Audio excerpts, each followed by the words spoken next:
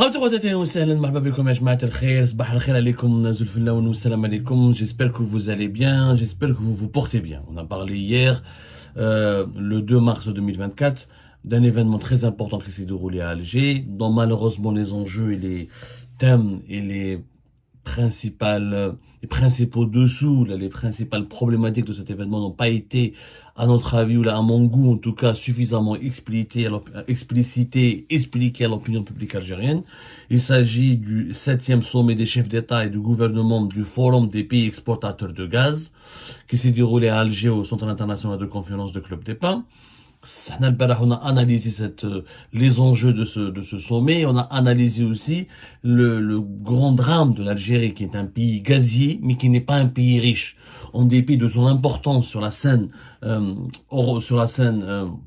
énergétique mondiale, notamment sur la scène énergétique européenne, l'Algérie n'a jamais pu devenir un pays riche ce gaz qu'elle possède, on l'a expliqué hier, malheureusement elle a dilapidé, elle a gaspillé dans une consommation domestique qui n'est pas utile parce qu'elle n'est pas industrielle et parce qu'elle ne permet pas de créer des richesses et de contribuer grandement à la croissance économique du pays.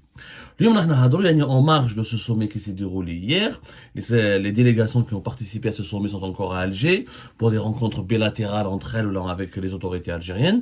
Le ministre de l'énergie algérien, Mohamed El-Kab, il a parlé du gazoduc transsaharien, le fameux gazoduc transsaharien dont on parle depuis les années 70 et qui n'est toujours pas finalisé, alors que nous sommes en 2024, on lui a posé la question, il s'est exprimé, il a donné de nouveaux chiffres, il a dit que selon lui, ça avance à grands pas, ce fameux gazoduc transsaharien, et qui s'appelle le TSGP, son nom plus exactement, le Trans-Saharien Gas Pipeline, mais d'après ces informations qu'il a lui-même confirmées, il manque uniquement sur les 4000 km prévus, c'est un gazoduc de plus de 4000 km, il manque quand même 1800 km. Alors ce qu'il a expliqué lors d'une conférence de presse animée le Barah à Club des Pins en marge du travaux du 7e sommet des chefs d'État et de gouvernement du Forum des pays exportateurs de gaz, il a expliqué que ce gazoduc, donc il manque 1800 km, c'est-à-dire qu'il reste uniquement selon lui 100 km au niveau du Nigeria, 1000 km au niveau du Niger et 700 km au niveau de l'Algérie. Et malgré ces 1800 km qui manquent, notre ministre de l'énergie se montre rassurant quant à la faisabilité et que ce projet va absolument se développer et permettre à l'Algérie de renforcer son influence sur le marché mondial du gaz. Quand même, 1800 km sur 4000 km, c'est quand même un manque important. C'est presque la moitié. Alors que ce gazoduc, il date des années 70, l'idée.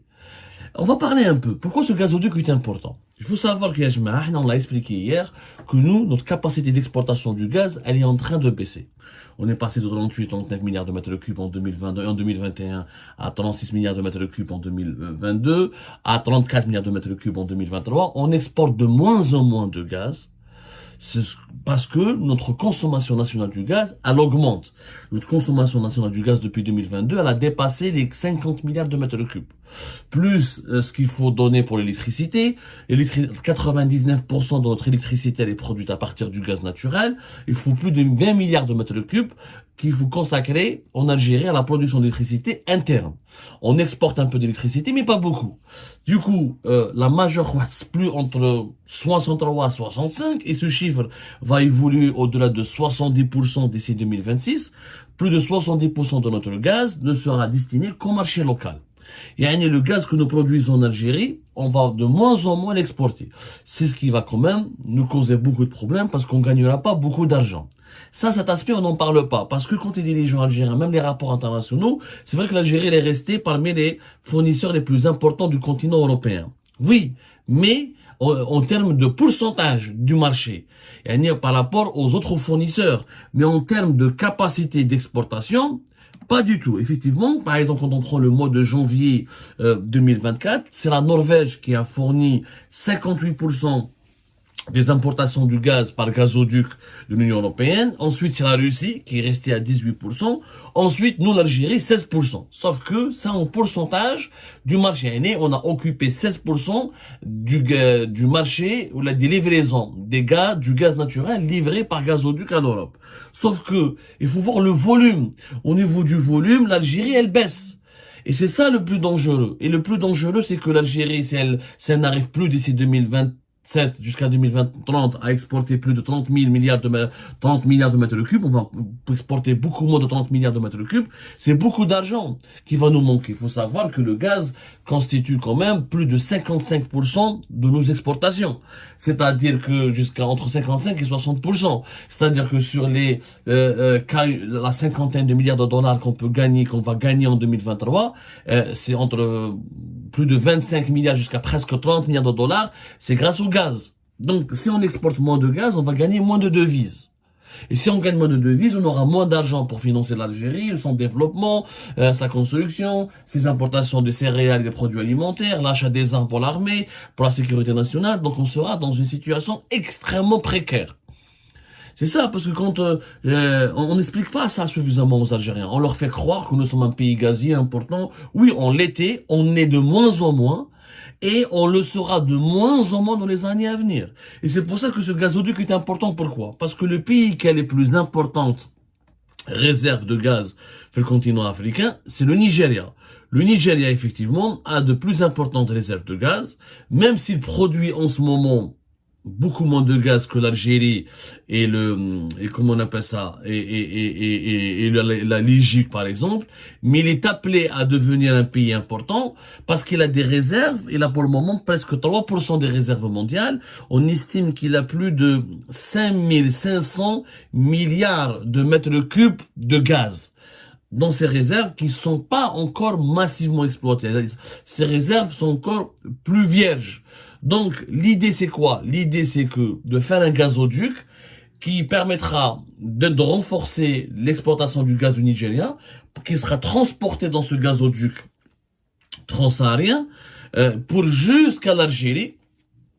Et c'est l'Algérie qui va réceptionner ce gaz du Nigeria pour ensuite utiliser ses propres infrastructures, les ports de Erzurum ou de Skikda, notamment pour ensuite l'exporter vers le marché européen à travers son propre gazoduc. Ces réseaux de gazoducs, là, nous avons une capacité quand même de 43 milliards de mètres cubes d'exportation de gaz grâce aux deux gazoducs que nous exploitons, l'Enrico Mattei, le transméditerranéen gazoduc qui passe par la Tunisie via l'Italie, et le Medgaz. Nous avons fermé depuis octobre 2021 le gazoduc Maghreb-Europe, mais ça c'est une connerie absolue, et nous avons permis aux Marocains et aux Espagnols de l'exploiter à leur guise. Alors que si on avait gardé ce gazoduc, on aurait renforcé davantage, on aurait dépassé la capacité de presque 50 à 55 milliards de mètres cubes d'exportation de gaz.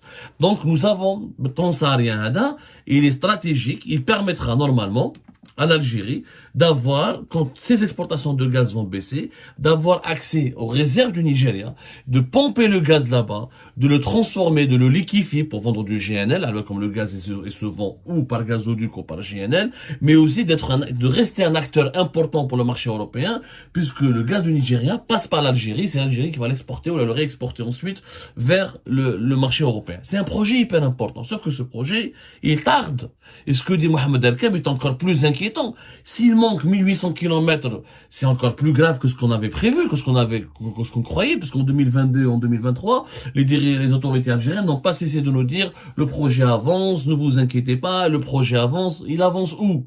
Le gazoduc, l'idée d'un gazoduc entre le Nigeria et l'Algérie, fait les années 70. Ensuite, ça a commencé en 2001, dès l'arrivée de Bouteflika, dans les cadres de l'amélioration des échanges sud-sud. Et le Bouteflika, il était parmi les tête pensante du partenariat pour le développement de l'Afrique, le fameux NEPAD, qui a été dessiné par le Nigeria, par l'Afrique du Sud, par l'Algérie, qui a été élaboré pour permettre au continent africain de s'intégrer dans la modernité, dans la mondialisation, mais en renforçant les coopérations et les projets économiques sud-sud, là, africo-africains. Donc, 2001, il y a eu une signature un mémorandum entre le Nigeria et l'Algérie pour valider officiellement ce projet. 2002, la Sonatrach et l'entreprise la principale compagnie pétrolière du Nigeria, la Nigerian National Petroleum Corporation, la NNPC, signe un contrat officiel pour lancer définitivement le projet du gazoduc transsaharien. En juillet 2009, un accord encore plus approfondi concernant ce projet a été signé à Abuja, la capitale du Nigeria, entre le gouvernement du Nigeria, du Niger et de l'Algérie. Et jusqu'à 2009, il fallait mobiliser 10 milliards de dollars pour financer ce projet. Sauf que, voilà, l'Algérie, elle était dépendant de Bouteflika à l'époque, la stabilité politique, le deuxième mandat, troisième mandat. Ensuite, la situation sécuritaire dans la région commençait à se détériorer à partir de 2011-2012 avec ce qui s'est passé en Libye. Ensuite, les rébellions au nord du Mali 2012. Ensuite, l'éclatement de la menace terroriste et la propagation de la menace terroriste au nord du Mali, au nord du Niger, comme au nord du Nigeria avec Boko Haram de 2013 jusqu'à 2014-2015. Ils ont retardé ce projet. Aujourd'hui, on estime que le coût du projet est passé de 10 à 13, voire il faut 15 milliards de dollars pour construire ce gazoduc. C'est quand même 4000 km. Donc, pour le moment, le gazoduc, la distance terre plus exacte, c'est 4400 km. 1307 km traverse le Nigeria. Normalement que 841 km traverse le Niger. Donc on comprend pas pourquoi ça a été porté à 1000 km. Et 2300 km sur le territoire algérien. Donc, le gazoduc devait donc transporter entre 20 avec une capacité d'être porté jusqu'à 30 milliards de mètres cubes. Donc c'est un gazoduc important. Sauf que le temps est passé. Ça fait quand même, depuis 2001, on en parle. Aujourd'hui, on est en 2024. La situation sécuritaire ne s'est pas améliorée. Boko Haram et certains groupes armés au nord du Nigeria font toujours mal. Est-ce que le Nigeria aura, bon, même si le Nigeria a une armée plus importante, etc., il a une armée importante ou considérable, il a les moyens de se défendre, etc., mais ça reste quand même inquiétant. Le défi sécuritaire n'a pas été réglé définitivement. Au Niger, il y a eu un coup d'État depuis juillet 2023 et la situation au Niger, c'est compliqué. Les relations entre le Nigeria et le Niger se sont détériorées. En plus, on ne sait pas vers quoi se dirige le Niger. Le deuxième problème, c'est que le Niger, maintenant, avant, il avait d'excellentes relations avec l'Algérie. Ce n'est pas le cas aujourd'hui. Les relations avec le Niger ne sont plus aussi excellentes entre l'Algérie et le Niger. Il y a une certaine froideur. Le Niger s'est beaucoup rapproché du Maroc. Ça, on l'oublie de dire. Il y a eu des accords importants. Ce mois de février, le Maroc et le Niger se sont beaucoup rapprochés. Il y avait la visite du Premier ministre nigérien au Maroc. C'était le 15 février dernier. Ensuite, il y a eu le Maroc et le Niger ont fait une commission. Ça attend à la grande commission de coopération maroco-nigérienne durant laquelle les autorités nigériennes issues de ce coup d'État de fin juillet 2023 ont décidé de renforcer leur coopération avec le Maroc. Il y avait 16 accords de coopération stratégique dans le domaine des finances, dans le domaine de la coopération judiciaire. Par exemple, la Caisse marocaine de dépôt et de gestion va collaborer avec la Caisse nationale de sécurité sociale du Niger. Il y avait des accords de coopération entre le patronat du marocain et la Chambre de commerce et d'industrie du Niger. La Poste marocaine, par exemple, beaucoup investir avec la Poste nigérienne. On sent, et ce rapprochement avec le Maroc risque tout rapprochement, vu la rivalité, l'animosité et l'état de guerre en ce moment qui oppose l'Algérie avec le Maroc, les pays qui se rapprochent davantage du Maroc ont pris la décision de prendre leur distance vis-à-vis de l'Algérie, et donc tous les projets de coopération avec l'Algérie risquent d'être compromis, d'être ralentis, et là, ça sera au détriment de ce gazoduc. Le Maroc est une donnée importante parce que le Maroc, il a un projet concurrent.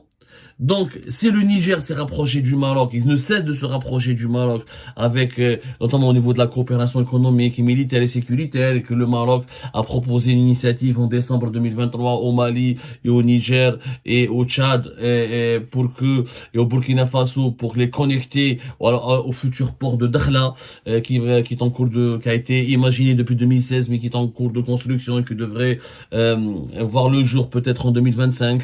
On ne sait pas comment va évoluer ce port de Dakhla, mais avec les capitaux émiratis qui ont été injectés dans ce projet, il est possible qu'il voit le jour d'ici 2025. Donc ça, on sent une forte concurrence du Maroc, et cette forte concurrence n'est pas la bienvenue, parce que le Maroc, il a aussi un projet avec le Nigeria. Les réserves de gaz du Nigeria, le Maroc aussi il a un projet concurrent au gazoduc transsaharien, qui est le gazoduc Nigeria-Maroc au gaz pipeline, le NMGP, qui lui a commencé beaucoup plus tard, en 2016, mais qui connaît une certaine accélération. Alain, en 2018, il y avait un accord qui a été officiellement signé entre le Nigeria et le Maroc. Ce projet devra coûter plus de 25 milliards de dollars. Donc il sera plus cher. Pourquoi? Parce que le tracé, il est beaucoup plus important, plus grand, parce que c'est un gazoduc qui va passer par une dizaine de pays, par toute la côte de l'Afrique de l'Ouest, pour remonter jusqu'au Maroc. Il devrait permettre le projet à ce gazoduc, le Nigeria Morocco Gas Pipeline. Il a pour ambition de pouvoir exporter 18 milliards de mètres cubes de gaz vers l'Europe, qui est un marché hyper important. Alors que sa capacité est de 30 milliards de mètres cubes, une partie de ces 30 milliards sera pour les pays africains, et la deuxième partie, les 18 milliards de mètres cubes, sera destinée pour le marché européen. La différence avec le Trans-Saharien gazoduc, c'est que là, avec le projet marocain, on a une visibilité sur le financement. Le Trans-Saharien, mais il y a le Nigeria qui finance, le Maroc et l'Algérie qui financent, mais il y a les 1000 kilomètres au Niger, qui va les financer? On ne sait pas. On ne sait pas, est-ce que c'est l'Algérie qui va payer la totalité de cette somme? Le Nigeria, on sait très bien, c'est un pays qui est pragmatique, c'est un grand pays, mais c'est un pays qui a beaucoup de besoins. Il va pas s'aventurer à financer des projets à l'extérieur de ses frontières. D'abord, c'est son gaz. Il fournit son gaz, la matière première, ce qui est déjà précieux. Et il risque de construire uniquement il manque juste 100 km sur le territoire du Nigeria, tout sera prêt. Donc il restera 1700 km, 1000 km sur le territoire du Niger et 700 km en Algérie. Est-ce que c'est l'Algérie qui va financer les 1000 km au Niger, alors que le Niger est un pays pauvre? Est-ce qu'il y a des bailleurs internationaux? Les dirigeants algériens les dirigeants de ce projet n'ont jamais été clairs. On parle de l'intérêt du Banque africaine de développement. À un moment donné, c'était les Russes qui sont intéressés par ce projet, à travers la compagnie Gazprom. Mais on n'a aucune visibilité sur qui va financer ce projet. Le Nigérien, certainement pas, parce qu'il a dit que j'ai mon gaz et je fais ma part. Vous devez vous débrouiller. Le Niger, c'est un pays pauvre. Est-ce que l'Algérie va tout financer? C'est quand même, ça reste cher.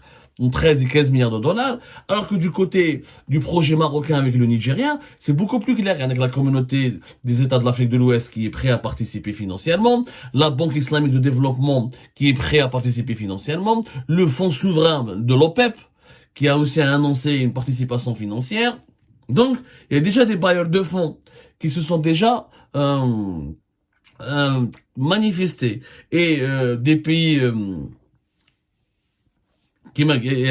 la Guinée, la Côte d'Ivoire, le Libéria, le Bénin ont tous annoncé leur participation, leur engagement pour participer à ce gazoduc du Maroc et du Nigeria. Ça ne veut pas dire qu'ils vont apporter beaucoup de financement, mais qu'ils pourront aussi s'endetter ou la mobiliser des financements à l'étranger. Mais en tout cas, c'est un projet qui s'accélère de 2016 à 2023. Il a connu un véritable coup d'accélérateur, alors que le Trans-Saharien gazoduc, de 2001 à 2024, mais il reste la moitié de son tracé. C'est très inquiétant. L'Algérie ne peut pas se permettre de perdre cette bataille du gazoduc face au Maroc.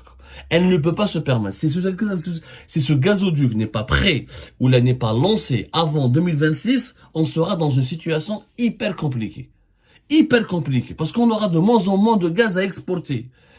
On a besoin de garantir notre place incontournable sur l'échiquier énergétique mondial en restant parmi les 3 importants fournisseurs de gaz de l'Europe. Avec ce projet-là, on continuera à exporter du gaz, on continuera à toucher de l'argent, on continuera à bénéficier de cette manne financière que nous procure le gaz naturel. Mais si ce gazoduc ne se réalise pas, et si le gazoduc maroco-nigérien avance à grands pas et se réalise, là l'Algérie sera extrêmement fragilisée. On sera dans une situation extrêmement grave parce que on ne pourra plus gagner 15 à 20 milliards de dollars grâce au pétrole, grâce au gaz, ni 25 milliards de dollars grâce au gaz. On pourra peut-être gagner entre 13 et 10 milliards de dollars dans les années à venir. À partir de 2030, peut-être qu'on pourra gagner moins de 10 milliards de dollars. À moins de lancer le gaz de schiste, et encore, il faut des centaines de milliards de dollars d'investissement, et on n'a pas encore attiré ces investissements et ces investisseurs. On est déjà en 2024, on est très en retard pour l'exploitation du gaz de schiste. Donc, c'est avec les revenus financiers qui sont en baisse et qui seront en baisse toujours, même si les prix du gaz vont exploser, comme ils ont explosé entre 65 à 150% en 2022, ils ne vont pas, on pourra pas en profiter beaucoup parce que le volume de nos exportations est en train de baisser. C'est très important. Donc ce gazoduc est une bouée de sauvetage pour l'Algérie.